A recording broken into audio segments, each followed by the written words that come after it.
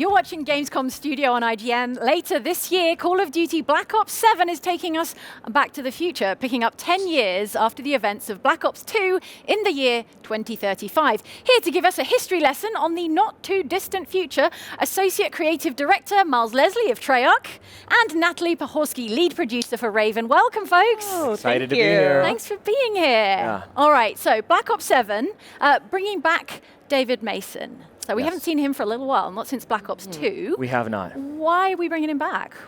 So much story there. Yeah, there's a lot. How much time do we have? Yeah.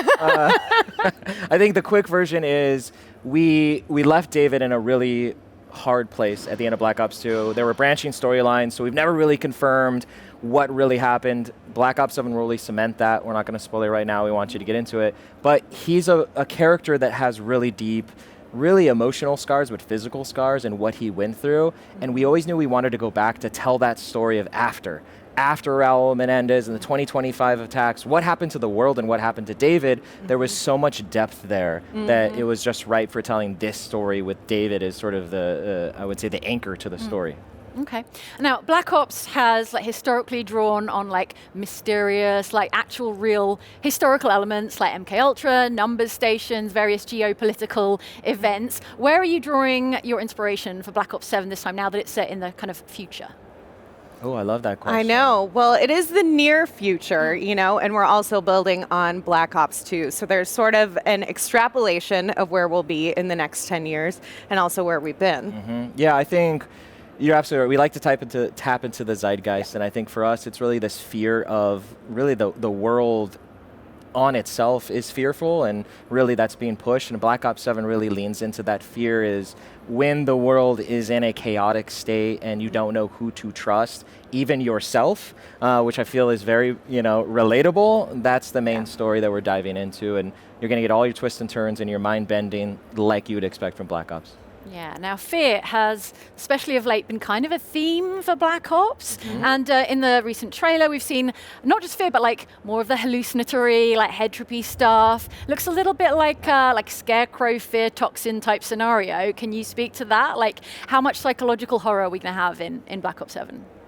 Yeah, that's a great question. Yeah. I feel can we say? In Black Ops 6, we had a certain mission that was more in that, survival horror realm. Yeah. And we had a blast with it. We know players loved it. So part of this is just the thematic storytelling of digging further into that. It allows us to dig into Mason's brain and where he's at. And then part of it is just we had so much fun with it in the past, and we want to bring more of that back. Yeah, it was a new way, and I think to Natalie's point is we developed BO6, BO7 together, and so we knew where both games were going, and we wanted to make sure they stood on their own as really chunky, big games. And so that fear angle you're talking about, Scarecrow and Batman, it was a huge sort of inspiration on how to mess with people and really bubble up their own fears and regrets and memories. And David and his team and other characters in the game, they get that manifest. They get to experience that, and it's traumatic and also bombastic and blockbuster moments. Yeah, it allows for a lot of spectacle. Oh, yeah. Playing with that kind of warped reality stuff. Yes. Yeah. Okay. Now, every entry in the Black Ops series has added something new to the way you play campaign. I want to say maybe here, Endgame is going to be the big thing for changing up campaign. Can you tell us about Endgame? We can, yeah. I want to start with co-op campaign on its own. Already huge innovation. Yeah. It's been a while since we've really done that. This story really demanded that because we wanted to put players into the 4 squad, David and his team, and feel immersed in that. And then to your point is after, it's really sort of, I would say, the final proving ground, the epilogue of the campaign is you get this ending. Everything you've built is now into the end game, and we really wanted to break the rules of the campaign. We've constantly been how to push ourselves and break the mold, and it's a social experience. PvE, you and 32 other players, squads of 4, and all of the abilities and all of the different twists and turns kind of come to a head in this, again, this final proving ground. It's a lot of fun and very different, but on purpose. Yeah, and then at this point, you've spent a lot of time in Avalon, also outside of Avalon as well, but you're back in Avalon, you know this map, you know where you want to go, and it's going to be, a great experience. It all with the opens up now to storytelling. Natalie's point, Yeah. where, through the linear missions, you go to Avalon, you experience little bite size of it, but we're really like teasing it, and now it all opens up. Where do you and your squad want to go? Okay, and you're making progress and you're unlocking things that can be carried over into other parts of the game? Yeah, so it's really about survival. So we wanted to your point about the mind bending and fear and hallucinations is part of the story. And sort of you saw it in the trailer, you kind of get hit with this toxin and that really starts to manifest these fears. Endgame ramps that up. There are difficulties that you have to progress through. And the fun and challenging part is you and your squad have to push through these difficulty zones and you get to level up. So we have a operator leveling where you can try to get to level 60 and it's about gaining power. And narratively, we have sort of this thing called a C-Link, cerebral link, and it's like basically plugged into your brain where it's learning from your enemies. And so the more you fight, the stronger you get and you learn from them and you get amazing abilities. You saw some of this in trailer like Mega Jump and some other things that really allow you and your squad to get bombastic moments. Yeah, the Mega Jump's like a multi-story jump, like superpower stuff. And you can chain it into the wingsuit, right? Yeah. You can grapple into it. So you start to chain all these things, and that's where you've learned to use these through the campaign. And then now it's like, okay, here's the toy box. How do you want to approach it? All right. You mentioned co-op. Can you tell us about how co-op is going to be integrated into the campaign? Like, how are you going to manage like difficulty for co-op players? Yeah, good question. Yeah. Yeah, I could dive in if you want to go. Yeah, I think Endgame is where we get into a bit more of that. But from the beginning, again, we're putting you in with these 4 characters of the story. We want you all to be experiencing it at the same time, going through these linear missions. And so that's really the focus. I mean, you can the characters and your teammates can focus on a particular area in the gameplay. But that's where that really comes in. Yeah, and for the difficulty is we've baked it in. So solo players, we've built it for solo or for a squad as well. You cannot pick difficulty like past games. We've baked it in because you have to approach co-op campaign differently. And we wanted to make sure the missions felt right for solo players. We're not forgetting about you. We love you. But also because it is a social experience, we want to make sure it's fun, but the right amount of challenging for 2, 3, and 4 players as well. Okay. All right. Switching gears a little bit. We saw a little bit of what looks like Dead Ops in the trailer. What can you tell us about Dead Ops? Let's see. What can I tell you? It's over the top. Yeah. Literally over the top. I like saying that. But it's also really fun. And I think the other major thing, and this is really ties to the whole game, is it's rewarding. So for the first time when you're playing Dead Ops, you can progress your global progression. And so one of the big things in the game across all of Black Ops 7 is we want to reward the player's time. So it doesn't matter where you are. You're in Dead Ops, you're in Zombies, you're in multiplayer, you're in co-op campaign, you're in Endgame. You are progressing your global progression. And that's huge for players because we know they never want to feel like their time's wasted. We heard you. Go play with your friends anywhere and you'll be rewarded. Okay. And Zombies more broadly, it's back, it's round-based? It's back. It's round-based. It's the biggest RBZ map you've ever seen in your life. It's outrageous. I love saying this because the zombie team's like, hey, the story's crazier. And it's like, crazier? Really? Yeah, like how?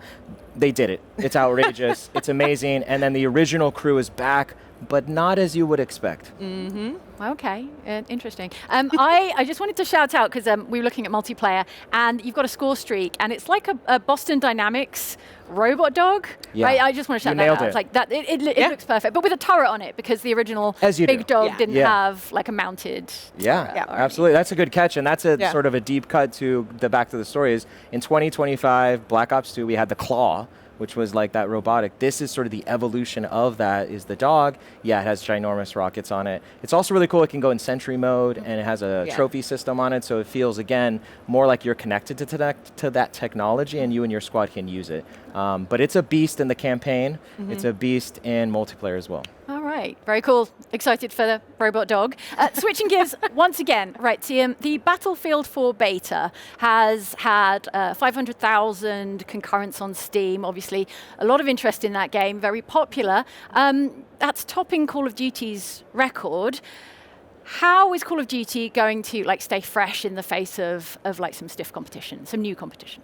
Yeah, I think for us is we play all games, right? Okay. You know, and I'm not going to say we didn't play it. We had fun playing it, but for us is it's focusing on what we do best, and really the passion from the team is coming through in Black Ops 7. I hope that's coming through from the team.